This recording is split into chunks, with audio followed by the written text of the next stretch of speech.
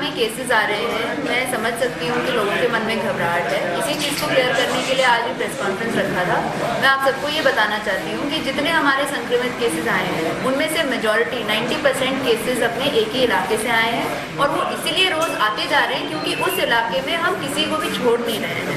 हम कोई चांस नहीं ले रहे हैं। जो उनके कॉन्टैक्ट्स हैं उनको, जो उनके कॉन्टैक्ट्स के बगल के बिल्डिंग वाले हैं उनको रैंडम सैम्पलिंग, हम सारे प्रकार की टेस्टिंग कर रहे हैं। जितना हम टेस्टिंग करेंगे उतना और भी 2-3 दिन इसमें सैंपल्स में पॉजिटिव आने की पूरी संभावना है।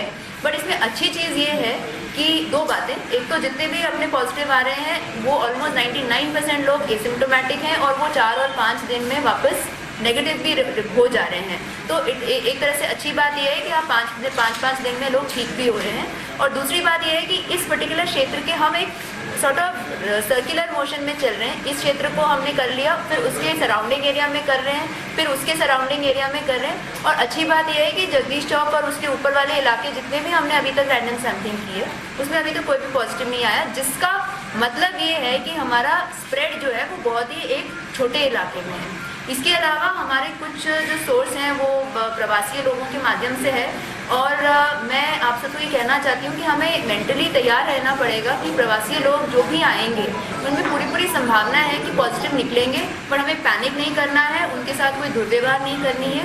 हमें बस ये इंश्योर करना है कि वो लोग अपने होम क्वारंटाइन को अच्छे से फॉलो करें 15 दिन, ताकि अगर उस दौरान उनको कोई सिम्टम डेवलप हो वो हमारे सामने आए तो एटलीस्ट उन्होंने अपने बीमारी को दूसरों को फैलाया नहीं हो। तो अभी एक तरह से जैसे ही लॉकडाउन 3 चालू हो गया और अभी लॉकडाउन 4 के भी नए नियम आएंगे, सामान्य की तरफ परिस्थितियां और जीवन जाना पड़ेगा।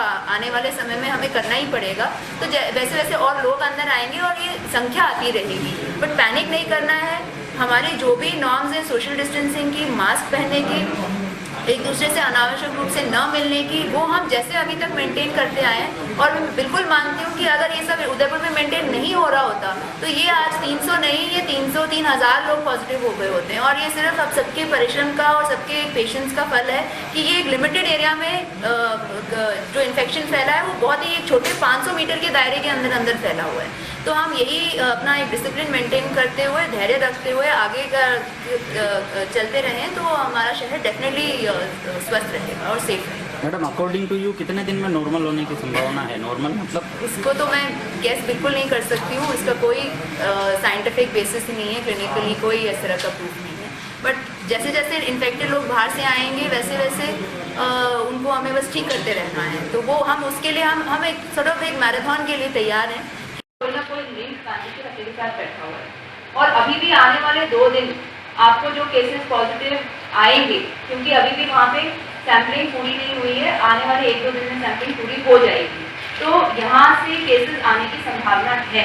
तो मेरा सबसे ये रिक्वेस्ट है कि कृपया आप आंकड़ों को देख के परेशान नहीं हो, पैनिक नहीं हो। ये सारा एक ही कुआं है और उसी कुएं से ये सारे केसेस आ रहे हैं। बीचों बीच है, बहुत ही डेंस पॉपुलेशन है, लोगों की इंटरेक्शन आपस में ज़्यादा है।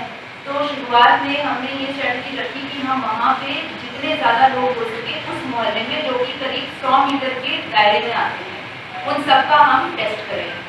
और इसी वजह से डेली जो रिपोर्ट आ रही है ये अमूमन 90% इसी एरिया के आ रही है जो पॉजिटिव आ रही है।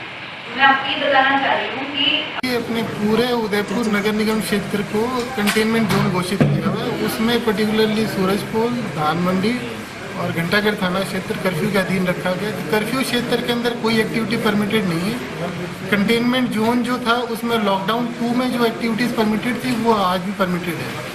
पूरे जिले भर की बात करें तो शहर के करीब 9 थाना क्षेत्रों में और ग्रामीण के 4 थाना क्षेत्रों में कर्फ्यू है।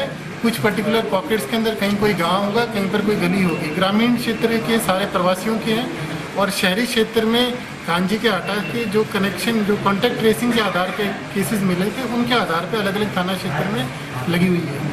तो मेरा आप सभी से, आपके माध्यम से लोगों से आग्रह रहेगा कि भाई कंटेनमेंट जोन के नियमों का पालना करें। सोशल डिस्टेंसिंग, मास्क और जो एपिडेमिक एक्ट के तहत गवर्नमेंट ने कुछ ऑफेंसेस बनाए हैं, सार्वजनिक स्थलों पर मास्क न पहनना, गुटखा तंबाकू का सेल हो या उसका अपना यूज़ करना, शराब का सेवन हो गया, सार्वजनिक स्थल पे 6 फीट की दूरी मेंटेन नहीं करना, वो पावर्स अब दे दिए गए हैं। तो उनमें भी पुलिस ने करीब 600 कार्रवाइयाँ पिछले 3 दिन में कर दी है पर हम चाहेंगे कि आप लोगों के माध्यम से लोग अधिक से अधिक जागरूक हो और इस तरह के वायलेशन से अपने आप को बचाएं और संक्रमण से बचा सकें। सीबीसी न्यूज राजस्थान की यह खबर आपको कैसी लगी, नीचे कमेंट करके जरूर बताएं।